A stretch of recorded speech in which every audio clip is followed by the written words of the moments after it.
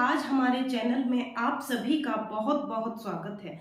साथियों, जो भी विद्यार्थी मेरे वीडियो को देख रहे हैं वो ये समझ लें, इससे पहले मैंने इस टॉपिक की 3 वीडियो दे दी हैं। जीन पियाजे का संज्ञानात्मक विकास का सिद्धांत। पहली वीडियो में मैंने उसका परिचय करा दिया है, संज्ञानात्मक विकास का जो सिद्धांत है जीन पियाजे का। उसके बाद मैंने कुछ बिंदु थे मुख्य उनके बारे में 2 वीडियो और दी हैं। अब वेरी इंपॉर्टेंट, बहुत ही महत्वपूर्ण संज्ञानात्मक विकास की अवस्थाएं हैं। जीन पियाजे ने अपने संज्ञानात्मक विकास की अवस्थाओं को 4 भागों में बांटा और ये चारों भागों में जो बांटा है अवस्थाओं को, ये चारों ही अवस्थाएं बहुत ही महत्वपूर्ण है। साथियों, किसी भी एक अवस्था से आपके लिए एक क्वेश्चन जरूर आएगा। ये मेरा आपसे पक्का वादा है कि यहां से, इस टॉपिक से आपका 1 या 2 क्वेश्चन जरूर आएंगे। साथियों, मैं ये कहना चाह रही हूं, इस पे आप फोकस करिए अच्छे से कि जो पहली अवस्था है उस अवस्था को किस नाम से जाना जाता है। जीन पियाजे की पहली अवस्था को संवेदी गामक अवस्था या इंद्रिय जनित गामक अवस्था के नाम से जाना जाता है।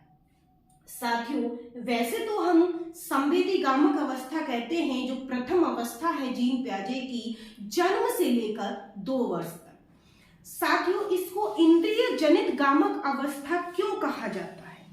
क्योंकि जब बच्चा छोटा होता है, जन्म से 2 वर्ष तक होता है, तो वो अपनी इंद्रियों का प्रयोग करता है, इसीलिए इसे इंद्रिय जनित गामक अवस्था कहा जाता है।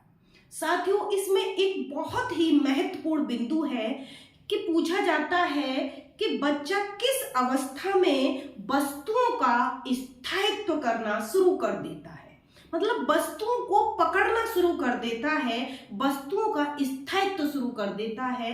तो वो पहली अवस्था है संज्ञानात्मक विकास की, जिसे हम कहते हैं संवेदी गामक अवस्था या फिर इंद्रिय जनित गामक अवस्था। साथियों, इसके बाद दूसरी अवस्था शुरू होती है और दूसरी अवस्था का नाम है पूर्व संक्रियात्मक अवस्था। पूर्व संक्रियात्मक अवस्था की जो अवधि है, उसका जो समय है, वो 2 वर्ष से लेकर 7 वर्ष तक का है। साथियों, अब 2 वर्ष से 7 वर्ष के बच्चे की हम बात कर रहे हैं, तो यहाँ पे भी बच्चा जो है अपनी इंद्रियों का प्रयोग करके अपने कार्य को करता है, वस्तुओं को समझने लगता है। अब बच्चा जो वस्तुओं को समझता है, देखिए यहाँ पे एक जीववाद और एक सजीववाद बात आ रही है। यहाँ पे जीववाद की कुछ वस्तुएं सजीव होती हैं, कुछ निर्जीव होती हैं। देखिए, सजीव और निर्जीव में यहाँ पे अंतर नहीं कर पाता है बच्चा। जैसे कि जब बच्चा छोटा होता है, 2 साल का होता है, अगर वो गिर जाता है या लग जाती है, उसके चोट लग जाती है, तो हम बोलते हैं ठीक है, आप चुप हो जाइए, रोइए मत, अब हम इसको मारेंगे। बच्चा निर्जीव वस्तु को भी क्या समझने लगता है? सजीव समझने लगता है।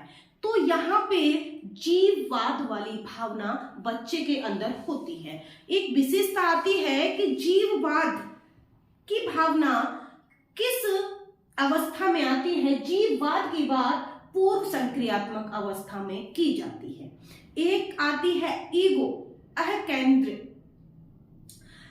ईगो की अगर बात करें, अह की बात करें, तो बच्चा सोचना शुरू कर देता है और बच्चा क्या चाहता है कि जो चीज मुझे अच्छी लगी है वही चीज मुझे चाहिए।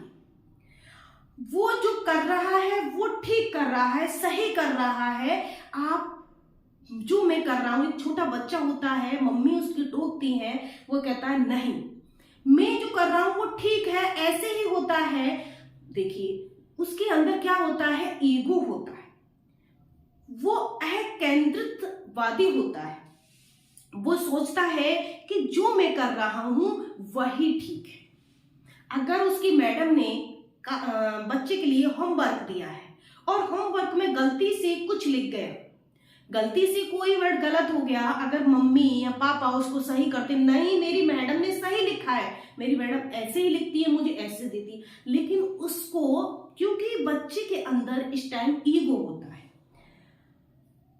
अब पलटावी गुण होते हैं, क्योंकि पलटावी गुण नहीं होते हैं, पलट के जवाब देना, जैसे कि कुछ कॉन्सेप्ट होते हैं वो कॉन्सेप्ट बच्चे के क्लियर नहीं होते हैं, जैसे कुछ चीजें सीखी हुई होती हैं, जैसे संख्याएं हैं, वस्तु हैं, कोई भी समस्या है, वो उनको उलटना पलटना नहीं सीख पाता। जैसे कि उसको उलट दिया तो उसको पलटना कैसे है, उसने सीख लिया है 2 + 2 4 होता है, 2 × 2 भी 4 होता है, अब वो ये नहीं जानता कि 4/2 मतलब ये कैसे होगा। तो साथियों यहाँ पे अपलटावी गुण उसके अंदर नहीं होती है। ये हमारी अवस्था होती है पूर्व संक्रियात्मक अवस्था। इसके बाद तीसरी अवस्था आपकी आती है मूर्त संक्रियात्मक अवस्था। साथियों यहाँ पे ये मूर्त संक्रियात्मक जो अवस्था है, इसका जो समय है वो 7 वर्ष से लेकर के 11 वर्ष तक चलता है। साथियों ये 11 वर्ष तक का जो समय होता है बच्चे का, अब बच्चा 7 वर्ष का हो गया है, वो चीजों को समझने लगा है, रखी हुई वस्तुओं को समझने लगा है कि ये क्या है, कैसे है। उसके अंदर जब अभी तक अपलटावी गुण थे या जीववाद वाली जो चीजें थी कि निर्जीव वस्तुओं को भी सजीव समझ लेना, तो साथियों वो उसके अंदर अब चीजें नहीं रही, क्योंकि वो समझ गया कि ये चीज निर्जीव है और ये चीज सजीव है। तो निर्जीव और सजीव में अंतर करना सीख गया, सही गलत में अंतर करना सीख गया, उसके अंदर पलटावी गुण उत्पन्न हो गए। अब वो समझने लगा कि 2 + 2 4 होता है और 2 × 2 4 होता है, तो 2/4 क्या होगा, ये चीजें बच्चा समझने लगा। उसके अंदर जो कॉन्सेप्ट है, संप्रत्य है, उसके गुण आ जाते हैं, उन गुणों का निवास बच्चे के अंदर हो जाता है। बच्चा यहाँ पे तर्क भी करना शुरू कर देता है। क्या करना शुरू कर देता है? तर्क करना, चिंतन करना, कल्पना करना, ये शुरू कर देता है। किस अवस्था में? मूर्त अवस्था में। लेकिन जिन पे तर्क चिंतन करता है या फिर कोई कल्पना करता है, वो उन्हीं पे करता है जो उसके सामने प्रत्यक्ष रूप में वस्तु होती है। अप्रत्यक्ष रूप से वो नहीं कर पाता है, प्रत्यक्ष रूप से कर पाता है। इसके बाद इसकी चौथी अवस्था आती है औपचारिक संक्रियात्मक अवस्था। इसको हम अमूर्त अवस्था भी कहते हैं। इसका जो समय होता है वो 11 वर्ष के बाद का होता है। साथियों अब यहाँ पे ये औपचारिक अवस्था है, इसको अमूर्त अवस्था भी हम कह सकते हैं। जो चीजें अब उसके सामने नहीं है, वो तर्क चिंतन जिसपे कर रहा है, जो सामने है अभी तक उनसे कर रहा था, लेकिन अब अमूर्त वस्तुओं का भी वो चिंतन करने लगा है, उसके बारे में समझने लगा है, सोचने लगा है। तो यहाँ पे बच्चे के अंदर तर्क चिंतन कल्पना आदि गुण विकसित हो जाते हैं। तो साथियों हम ये चारों अवस्थाएं अच्छे से याद कर लेंगे। कोई एक अवस्था का कोई वर्ष या कोई एक अवस्था यहाँ से पूछी जा सकती है कि संवेदी गामक अवस्था का जो अवधि है, वो काल है, वो कितने से कितने तक है, या फिर कोई इनसे संबंधित विशेषता पूछी जा सकती है। साथियों ये आपके लिए बहुत ही महत्वपूर्ण है। साथियों तो हमने यहाँ बात की संवेदी गामक अवस्था, पूर्व संक्रियात्मक अवस्था, मूर्त संक्रियात्मक अवस्था, औपचारिक संक्रियात्मक अवस्था। ये 4 अवस्थाएं थी। फर्स्ट अवस्था आपकी जन्म से 2 वर्ष तक थी, दूसरी अवस्था 2 से 7 वर्ष तक थी, तीसरी अवस्था 7 से 11 वर्ष तक थी और चौथी अवस्था 11 वर्ष के बाद थी।